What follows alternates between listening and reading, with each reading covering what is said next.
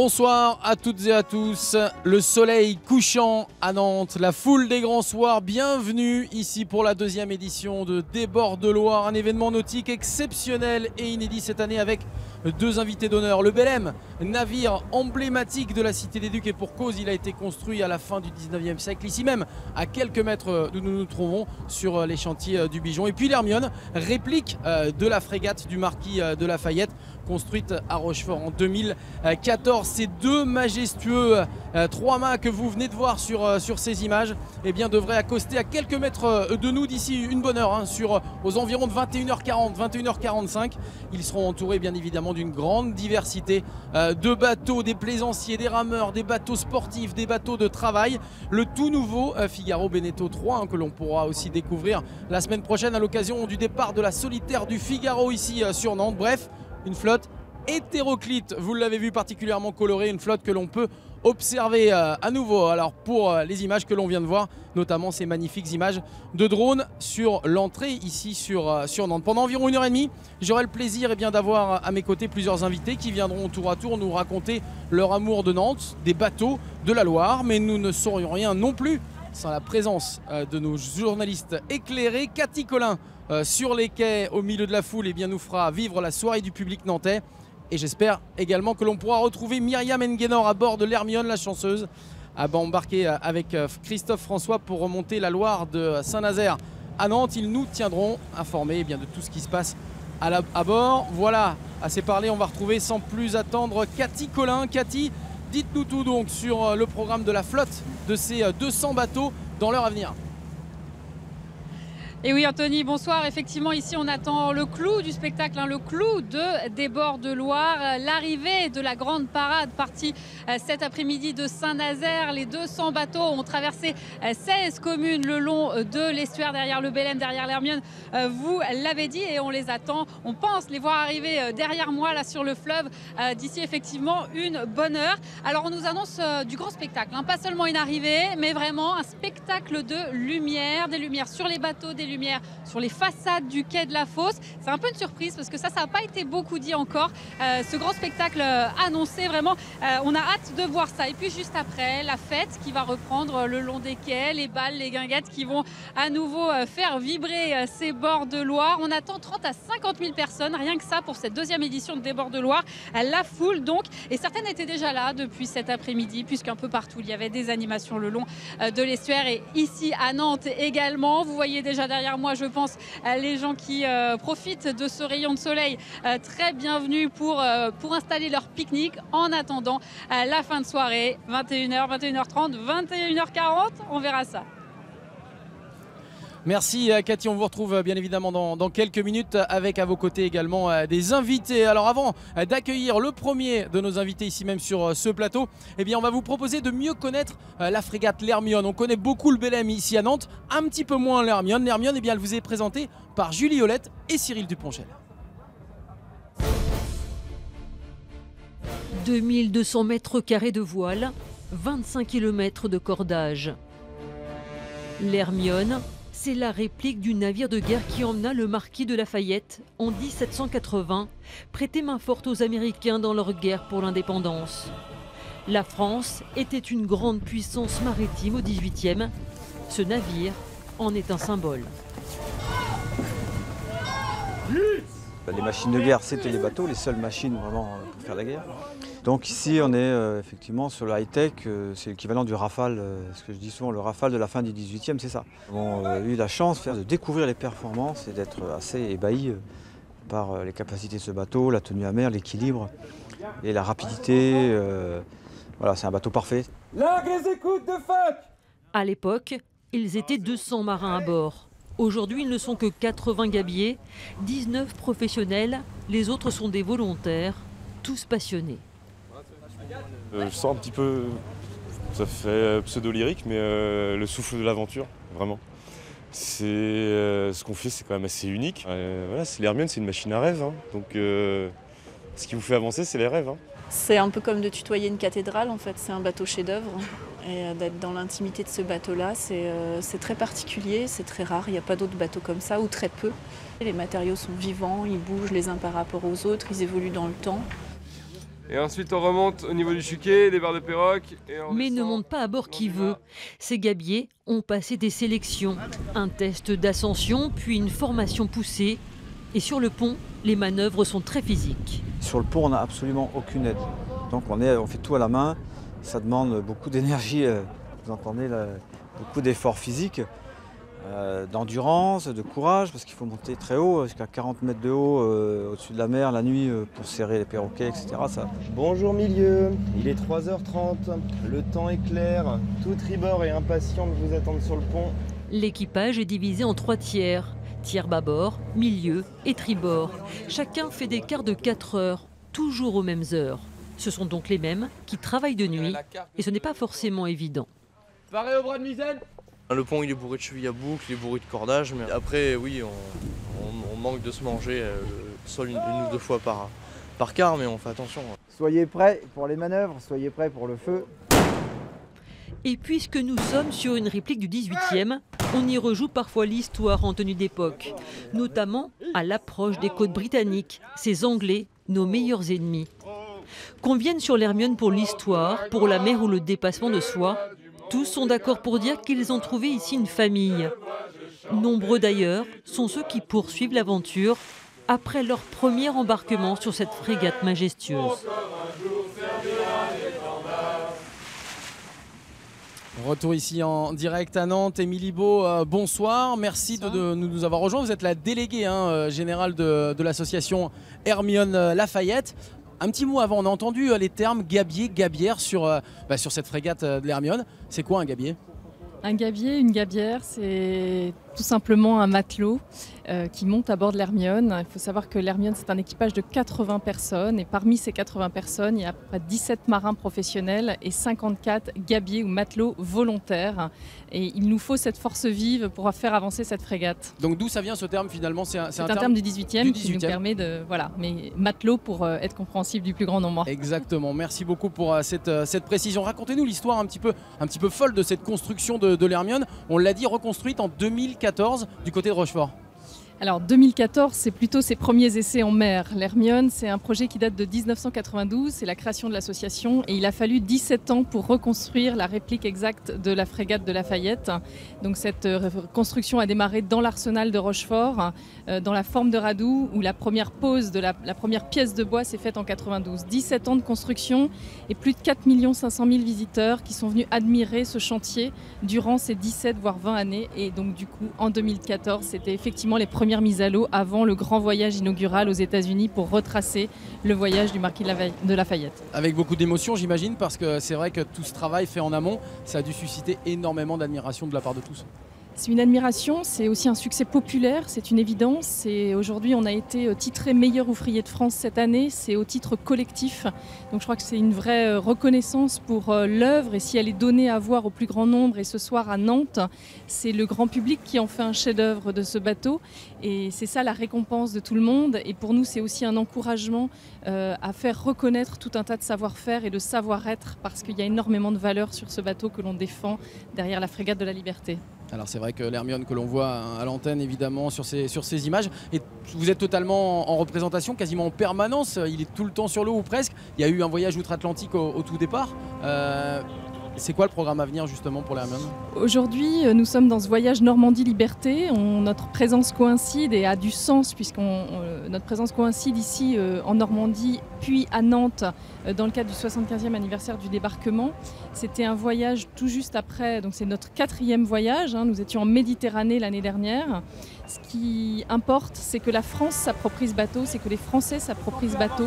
Donc pour nous, ce voyage, c'est aussi boucler notre Tour de France et faire en sorte que les 4 500 000 visiteurs qui sont venus voir la construction puissent aussi l'admirer dans sa ville et venir le toucher, le voir et monter à bord de l'Hermione, puisqu'effectivement, il va y avoir quelques chanceux, parce que je sais que les places sont rares, qui vont pouvoir ici à Nantes monter à bord du bateau. Effectivement. Alors l'Hermione qui devrait donc arriver sur les coups de 21h40-45, que l'on va voir dans quelques minutes donc à nos côtés. Vous allez repartir quand ? Parce qu'on ne connaissait pas vraiment la date sur laquelle vous allez repartir. Vous restez jusqu'à lundi ? On reste jusqu'à lundi, effectivement, même mardi. Je crois qu'il y a des visites publiques qui se poursuivent jusqu'à mardi midi. Voilà, donc on est là on arrive de Saint-Nazaire, donc on est dans cet événement des bords de Loire entre Saint-Nazaire et Nantes. Et c'était pour nous important qu'on soit là et qu'on soit là jusqu'au bout. C'est assez rare d'avoir un événement maritime qui mêle l'art et le maritime, donc voilà, on est ravis. Mais pas de visite lundi, hein, on le rappelle pour tous ceux qui voudraient aller visiter l'Hermione. Expliquez-nous pourquoi, parce que... On ne peut pas faire visiter le bateau lundi, on a ce qu'on appelle une relève d'équipage. Il faut savoir que pour faire naviguer cette frégate, comme je le disais, il y a besoin de 80 membres, mais en même temps, il nous faut plus de 150 personnes pour faire le voyage qu'on est en train de faire. Donc il y a une relève de gabiers qui se fait et il y en aura une lundi. Donc c'est pour eux un temps de formation, de manœuvre, de sécurité. Donc on a quelques privatisations de ce bateau, mais le public pourra revenir le lendemain matin, le mardi 28. Sur l'Hermione, une dernière question, que peut-on visiter vraiment à bord parce que c'est pas tout le temps la même chose finalement? Alors, à bord en escale, le grand public peut monter à bord de l'Hermione et visiter le pont supérieur de l'Hermione. Effectivement, on ne peut pas montrer l'ensemble de la frégate quand on est à quai dans une ville comme Nantes. Pourquoi ? Dans la simple et bonne raison qu'on a 80 membres d'équipage qui vivent à bord de l'Hermione. Oui. Donc, on invite toutes les personnes qui vont avoir vu ce bateau aujourd'hui dans cette métropole nantaise de nous rejoindre à Rochefort. On a un site de visite qui s'appelle l'Arsenal de Rochefort, qui va devenir l'Arsenal des mers et qui est un lieu dans lequel à la fois on valorise le patrimoine maritime français, mais on peut visiter la frégate dans sa totalité et je dirais également accompagné par tous ces guides gabiers qui ont vécu l'aventure et qui le retransmettent aux visiteurs à Rochefort. Voilà, donc venez nombreux à Rochefort, ça fait partie aussi d'un élément fondamental pour je rappelle que l'Hermione c'est un projet associatif, qu'il y a de nombreux bénévoles qui nous aident à maintenir cette frégate et que c'est aussi les visites et le grand public qui fait qu'on arrive encore et qu'on souhaite le faire encore dans les années à venir, faire naviguer cette frégate sur les côtes françaises, mais aussi plus loin que les côtes françaises. Alors Émilie Beau, votre rôle à vous de délégué général de l'association Harmonie consiste en quoi? À venir justement sur ces événements-là? Il consiste à pérenniser ce projet. C'était un rêve, c'était un projet fou au départ. Donc effectivement, ma feuille de route est assez claire. C'était aussi, voilà, nous avons réussi ce voyage américain, ce voyage inaugural. Maintenant, c'est comment on pérennise le rêve et surtout comment on le transmet à tous. Donc venir ici à Nantes ou dans les autres villes escales de ce voyage, c'est participer à transmettre cette aventure et faire en sorte aussi qu'un maximum de jeunes puissent monter à bord, devenir gabiers, parce que c'est une aventure qui, sur le plan humain, transforme considérablement. Et pour nous, c'est ça l'enjeu, c'est toutes les valeurs humaines qu'on est en capacité de transmettre et de promouvoir bien au-delà des frontières. Merci Émilie Beau, on vous laisse un tout petit peu de répit, vous venez nous rejoindre encore pour en parler évidemment de l'Hermione dans quelques minutes.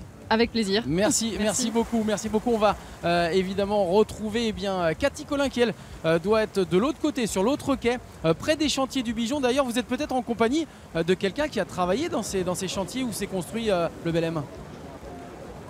Alors pas exactement pour le coup, puisqu'en fait je suis avec Marcel Gauthier. Bonsoir Marcel Gauthier. Alors vous avez plutôt travaillé pour une entreprise sous-traitante. Il faut rappeler qu'ici, il y a 40, 50 ans, jusqu'en 86 en fait, c'était vraiment une grande zone de construction en fait. C'était ça le passé de ces bords de Loire. Jusqu'en 87, puisque le chantier a fermé en 87, c'est effectivement une zone de construction navale extrêmement importante.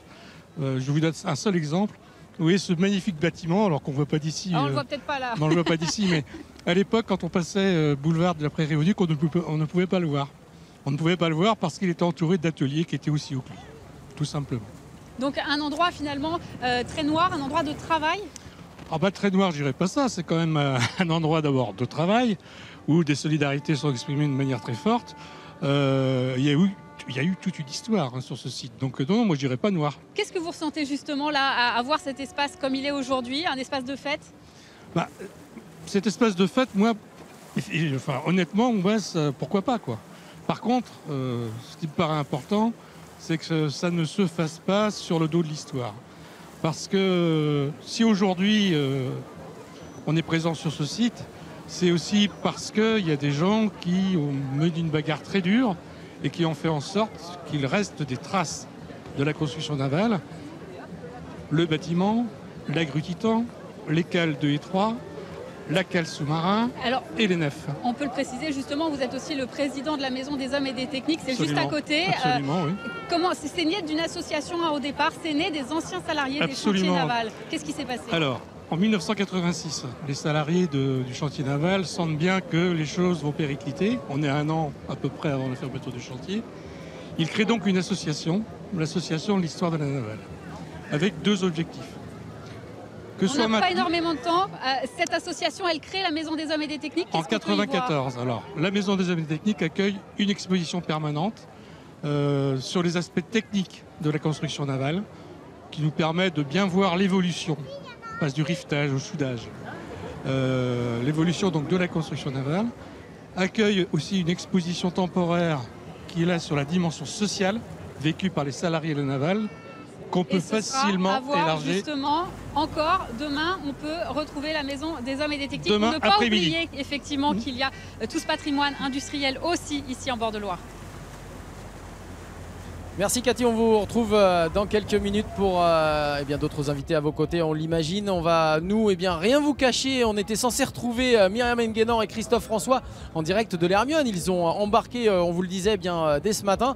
Les problèmes de réseau font que pour le moment, on ne peut pas les avoir, mais on espère dans quelques minutes pouvoir rejoindre donc Myriam Nguénor à bord. En attendant, on a le plaisir d'avoir sur ce plateau un des historiens de Nantes, André Perron. Bonsoir, vous êtes historien, amoureux de Nantes et des ponts notamment, parce que c'est vrai que vous avez beaucoup écrit sur ces ponts nantais. Alors on parlait il y a quelques minutes de l'Hermione avec Émilie Beau, mais le Belém, lui, il a été construit juste ici en 1896. Parlez-nous un petit peu de cette construction. Eh bien, oui, au chantier du Bijon, donc légèrement en aval par rapport à l'endroit où nous sommes, puisque l'histoire de la construction navale à Nantes, c'est l'histoire aussi de plusieurs sites occupés. On voit la mise à l'eau d'ailleurs du Belém. Oui, et puis depuis la place du Port au Vin, ensuite le quai des Constructions, du côté de l'embouchure de la Chésine, et puis ensuite, y compris sur l'île Gloriette, puis sur Chantenay et sur la Prairie au Duc, enfin. Et donc le Belém effectivement a été lancé en 1896 donc sur les chantiers du Bijon, donc juste en face de Trente-Neuf. Le constructeur du Bijon qu'on vient de voir à l'antenne exactement, avec les écritures de l'époque certifiées avec la date authentique, vous le voyez, c'est des documents assez extraordinaires de l'époque. Oui, tout à fait. Et d'ailleurs le Belém est le contemporain de finalement de toute une vague de construction de voiliers qui ont bénéficié de primes de l'État, et si bien que Nantes s'est illustré notamment comme un grand port de construction de voiliers jusqu'au tout début pratiquement du XXe siècle, jusqu'à la charnière du XIXe et du XXe. Effectivement, on regarde André tout ce décor autour de nous actuel, le hangar à bananes, le quai des Antilles, les machines de Lille. C'était quoi avant justement, André, le paysage du port de Nantes exactement? Eh bien d'abord il faut rappeler une chose, puisque là on a un cortège fluvial qui vient de Saint-Nazaire et qui remonte la Loire jusqu'à Nantes. Quand on parle du port de Nantes, il faut savoir que depuis très longtemps, on a affaire à une sorte quasiment de complexe portuaire, c'est-à-dire que le port de Nantes n'aurait pu finalement jouer son rôle s'il n'avait pu s'appuyer sur des avant-ports. D'abord des avant-ports assez proches comme Couéron, Indre, le Pèlerin. On voit les images de l'époque d'ailleurs en direct. Voilà. Et puis au XVIIIe siècle, c'est Paimboeuf qui devient le grand avant-port de Nantes. Et c'est à Paimboeuf que les navires de haute mer s'arrêtaient. Et là, les marchandises étaient transbordées sur des gabarres, donc sur des bateaux fluviaux qui remontaient jusqu'à Nantes, puisqu'il y avait des difficultés de remonter de la Loire par les navires à cause de l'ensablement du fleuve et avec l'effet également d'augmentation permanente du tirant d'eau des navires.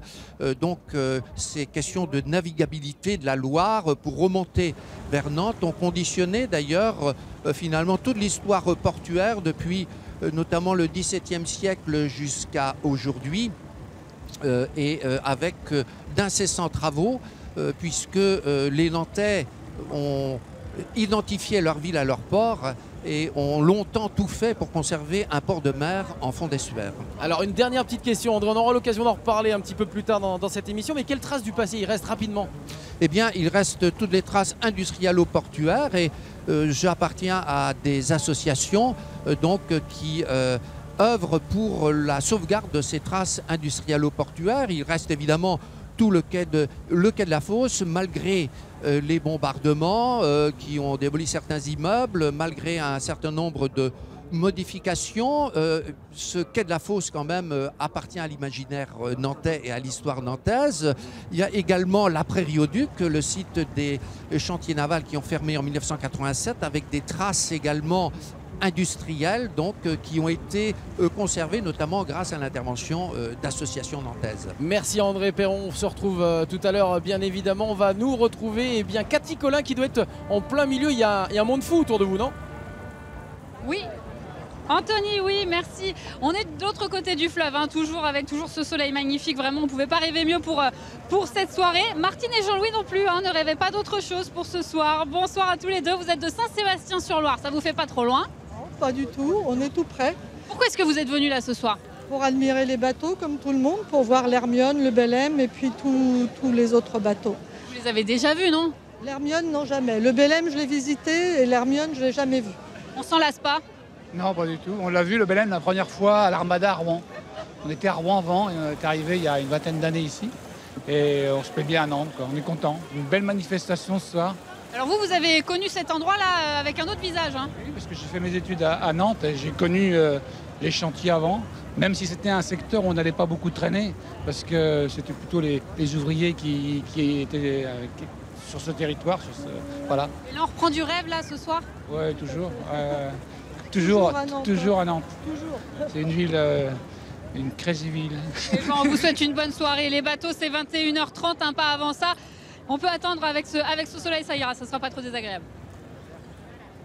Non, je pense Cathy, effectivement, il y a de plus en plus de monde autour des quais de Nantes. On est ravis d'accueillir maintenant Eric Cabanas. Alors, je ne sais pas d'abord comment on vous présente, journaliste, aquarelliste, amoureux de Nantes. Les trois. Les trois. Et puis amoureux de la mer, des bateaux, un peu de tout. Bon, je suis un passionné. On va rien cacher à personne. D'abord, on est désolé parce qu'on était obligé de vous couper dans votre navigation. Vous étiez en plein milieu de la flottille tout à l'heure, auprès du Belém, à la auprès de l'Hermione. sortie du port de Saint-Nazaire. C'est l'Hermione qui est sortie la première et c'est quand même fantastique. En plus de se dire que l'ancienne Hermione s'est baladée à cet endroit-là ou pas loin de l'estuaire. Et de voir la réplique naviguer dans son sillage, mais 300 ans après, ça fait quelque chose. Puis c'est majestueux. Il y avait le remorqueur l'Ouragan qui avait mis ses jets d'eau à fond, ses canons à eau à fond. Le Belém, l'Hermione et la flottille arrivant sous le pont de Saint-Nazaire. En plus, le soleil est arrivé à ce moment-là. C'était magnifique. Magnifique, avec une lumière magnifique également. La Loire, vous la connaissez comme votre poche. Tout petit déjà, vous disiez, vous alliez naviguer déjà avec votre père. J'avais un papa qui aimait beaucoup la voile et qui avait fait construire un petit bateau, un petit voilier habitable de 6,50 m au chantier Caille sur l'Erdre. Et on l'avait descendu pour aller jusqu'à Mesquer. Et il le ramenait l'hiver. Donc l'estuaire, moi je trouvais ça assez long quand même parce que à partir de Cordemais, c'est assez plat et pour peu qu'il y ait un petit peu de vent contre le courant, compliqué. Voilà, compliqué. Ça secoue un petit peu, mais voilà. Et là, il n'y avait personne. Voilà, c'est ça, c'est ce que j'allais vous dire. Il y avait des coins super sauvages à ce moment-là. Ils sont toujours, oui, il en reste. Oui, parce que justement, ça a été préservé parce qu'il y a très peu d'accès. Dans cette partie de l'estuaire de la Loire, il y a très peu d'accès. Donc c'est quelque chose qui reste relativement préservé, il faut continuer. Ce soir, est-ce qu'on va avoir justement un spectacle assez incroyable ici sur l'arrivée de la flotte? Parce qu'on attend quasiment 200 bateaux, mais il va y avoir surtout ces deux monstres qui vont arriver ici devant nous. Deux monstres, deux symboles. Alors je pense qu'André Perron a dû parler du Belém.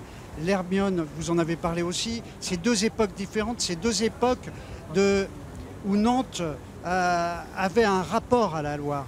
Et le rapport aujourd'hui à la Loire, il y a beaucoup de gens, et des bords de Loire fait quelque chose de fantastique avec cet événement-là. Mais le rapport à la Loire, moi je dis qu'on l'a tous les jours et toutes les 6 heures, puisque la Loire et la mer, hein, bien entendu. Oui, les deux. On est vraiment à l'intersection. Et si vous voyez la balise verte qui est là-bas, là, dans le cœur au milieu du bras de la Madeleine, le courant, en fait, il ne descend pas d'amont en aval, il remonte là. Et parce que toutes les 6 heures, comme une sorte de poumon, la mer monte et descend toutes les 6 heures. Et je pense que comme les forces telluriques un petit peu, ça imprime quelque chose à tous les habitants qui sont autour là. Merci beaucoup Eric Cabanas. On aura l'occasion de vous écouter évidemment dans quelques minutes. On va continuer à parler de ces débords de Loire avec tous nos invités. N'oubliez pas également le stand de France 3 mais également de Radio France, France Bleu qui est en plein milieu, en plein poumon justement de ce village de débords de Loire. Vous pouvez faire des vidéos, c'est super sympa, n'hésitez pas à y aller. On va continuer évidemment de vous faire vivre cette seconde édition de débords de Loire. Restez donc avec nous sur notre site internet France3PaysDeLaLoire.fr. Nous sommes ensemble encore pendant quasiment 1 heure, le temps que cette magnifique flotte que vous voyez sur les images anciennes, mais même celles de maintenant, bien arrive jusqu'à nous. Je vous laisse simplement profiter de ces images et puis on se retrouve dans quelques minutes. We have the story of the impossible, a tale best or something. Wanna make believe maybe impossible to achieve and real.